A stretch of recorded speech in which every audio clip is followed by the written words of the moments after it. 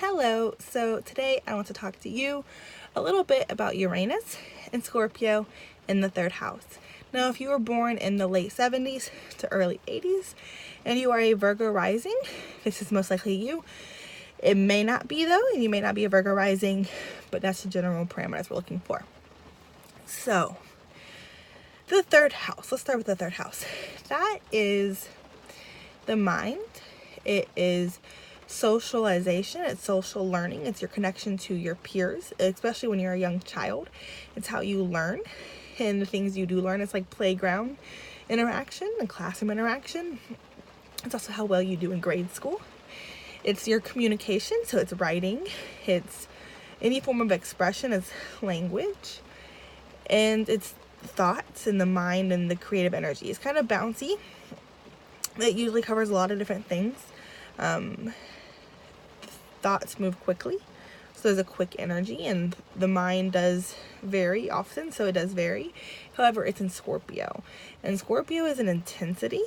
There's more of a channeled focus to it. It's a bit more possessive and obsessive about what it wants to learn, what it wants to engage in. And these people who have Scorpio in the third house are going to be the type of people who their mind goes to deep places. You're one to think about deep issues, life and death and birth and pain and intimacy, and you get intimate with your thoughts, with your mind. The connections you have in grade school might be very deep. The bonds are very important. Or you may have burnt a lot of bridges with people who are no longer your friends on that level. You may have experienced some pain or hurt via your siblings, because the third house is siblings. Or you may have hurt them, or you may have experienced loss. Even if they didn't hurt you intentionally, something could have happened and that could have hurt you. So there's a bit of fear of opening up the mind. However, it's important to kind of embrace the mystical side of the mind and really find the people who are worth trusting to open up to. Now, Uranus energy, it's really fun. It's like an electric shock. It just changes things up and opens things up. With Uranus in your third house, you may have had a lot of different friends. You might have had a lot of different schools when you were growing up. You might have had adoptive sibling figures. People from your community could have been your siblings. People from your neighborhood could have acted like your siblings. You may have had a lot of friends in your neighborhood as well. Uranus is a very social, group-oriented energy, and it's also humanitarian. So you might be the person who really cares a lot about the people around you and their needs. And when it comes to conversation, because Uranus is shocking and Scorpio is deep, you might be the type of person who have some really unexpected and really deep topic conversations.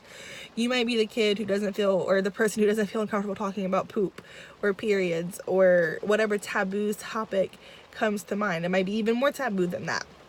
You're not afraid of talking about those things, or if you are, you still think about them yourself. You're just afraid because of what people might think when you say them. But for the most part, with Uranus in this house, you're used to being someone who says something that tends to challenge the status quo of what's comfortable, what's acceptable, and that comes from that deep place. So what's acceptable about our depths? What is it acceptable to have on that emotional depth level? And it can also be like sexual desires, carnal desires, but in a more passionate, consuming way.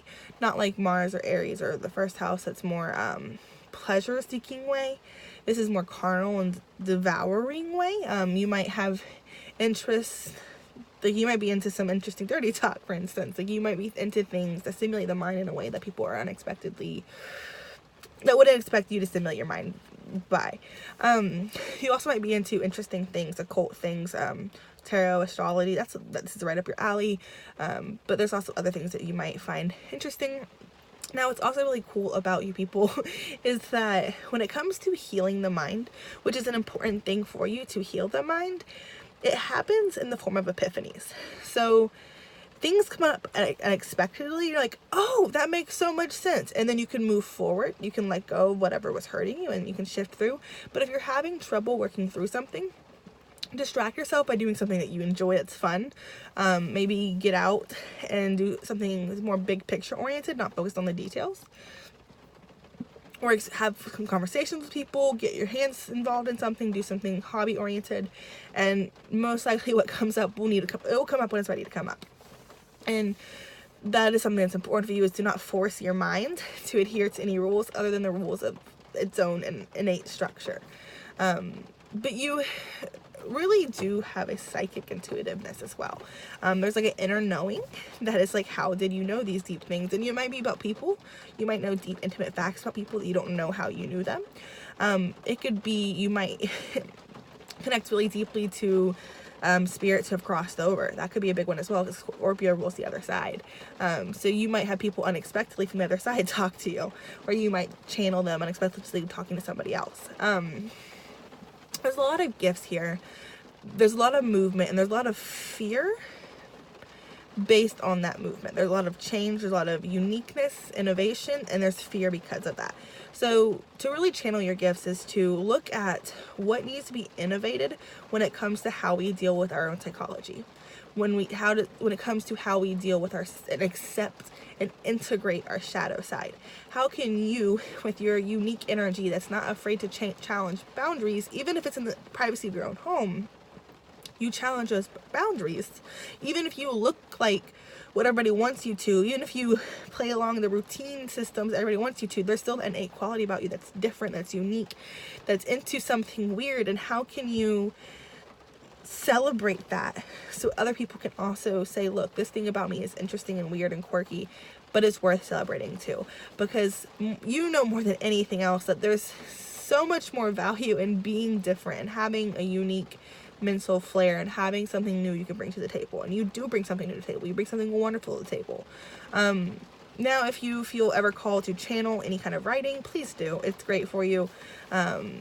This is a great placement if you ever want to write. It's a very interesting placement. The things you write will be very thought-provoking, a little bit creepy, probably deep, and transformative. They are transformative. That's one thing too, is like your mindset has changed and grown in ways that you can't go back. The people you talk to, conversations you have, they change the way they think and you think. And that is a radically powerful thing. All you have to do is figure out what you want. What do you want out of life? Do you want openness? Do you want change? Do you want compassion? What is it you want to change in the world and the life? And then allow yourself to let that happen. And trust the intuitive knowledge. Like you got something unique and special in that mind. So definitely embrace it. If you like this and you want to know more about some of your placements, something that's interesting, leave a comment, and next time I do a video, I can put that in the drawing of what I'm going to do. Or if you want to work with me and go ahead and get a full chart dive in, I'll leave my information below as well to do that. And I'd love to work with you. It's oh so fun. Like the things that come up always blow me away, and I imagine they'll blow you away too. Or if you have any other comments, just please let me know.